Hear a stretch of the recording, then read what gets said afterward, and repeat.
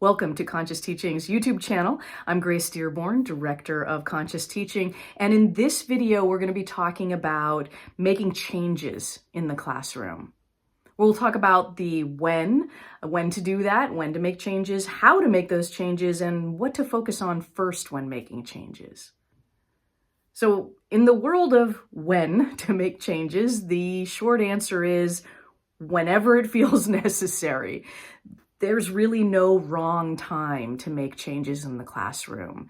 If it's the beginning of the year, that's the easiest time to try something new, to try to have a different experience than you had the previous year and just have it be the norm. But if it's partway through the year and things are not going the way you want, that's actually a good time to kind of take stock and reflect and think, well, what's going the way I want? And what do I want to keep doing? And what isn't going the way I want? And what do I need to change? And it's in that moment that you can then make a plan for the next month or two of school and try something different, maybe get a more positive outcome than what you have right now. And if there's only a couple of weeks left in the school year, that's actually the perfect time to experiment with new things. You just try it out with the students, kind of see how they respond to it, work out the kinks, and then get ready to roll it out in the fall with confidence. Now, once you've decided you want to make a change, how do you do it? It can be tempting to try and make a lot of changes all at one time when things aren't going the way we want, but that almost always backfires. So my suggestion to you would be, if things are not going the way you want, start by making a list of all the things you wish were going differently. Once you have your list, then prioritize that list, either from like what would make the biggest impact the quickest to what would make the least amount of impact, or from what would be the easiest to change to what would be the most difficult to change. So you choose, but put the list in a priority order that makes sense to you. And now you're only going to focus on number one. We're only ever trying to change one thing at a time. When we try to change more than one thing at a time, we get overwhelmed really quickly, we hit the wall, we get paralyzed, and then we give up because everything seems impossible. So we're only working on the first thing on the list. So as you look at your list and you're looking at number one now, choose a strategy, a technique, something new, something you haven't tried to experiment with. A good way to find these things is to look back at the most recent professional development you might have done or the most recent book you might have read on teaching. Try to find something there. But if you can't find anything and you're looking for sources, I recommend our 4 books to you. If your issues are around classroom management, check out our book, Conscious Classroom Management.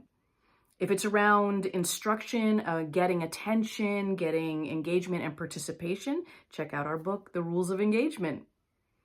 If you want to focus on just a key procedure or routine and you want to figure out a way to teach and reinforce it non-verbally, using images, for example, I would suggest our book, Picture This. And if your struggle is around 1, 2, or 3 students whose behaviors are chronically disruptive and you've tried a lot of things to intervene, but none of those things are working, so you're looking for the next thing, then I would recommend our book, Yeah, But What About This Kid?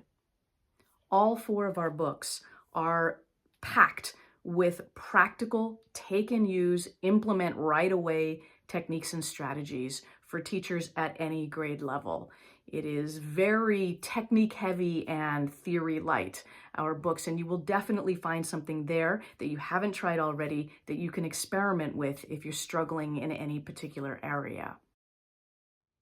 Now, once you've selected something new you want to experiment with, the key to having success with that when you teach and reinforce it with students is being really strategic in how you introduce and reinforce it, having a very specific protocol that you're following to create that success.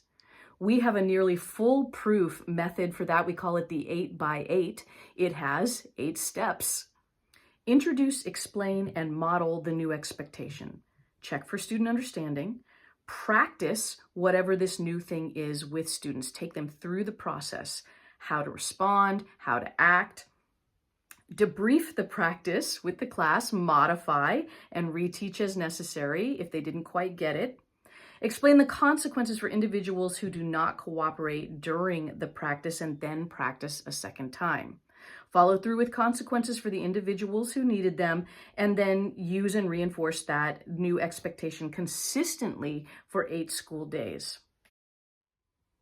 Now, most teachers, when introducing something new to their students, they do number 1 and half of number 8 on that list. And then when they experience any pushback or resistance from their students in the first couple of days of trying this new thing, then they assess it to not be working and they give up on it. But student resistance to change is completely natural and normal and predictable. It does not mean that a technique is failing. It just means that change is hard for students and for us. If you follow the 8 steps in our 8x8 method, you will find that almost any strategy can be successful in the classroom. We just need to put our full intention and enthusiasm behind it, and the 8x8 helps us do that. Now, after the 8th day, that's when we step back and we assess.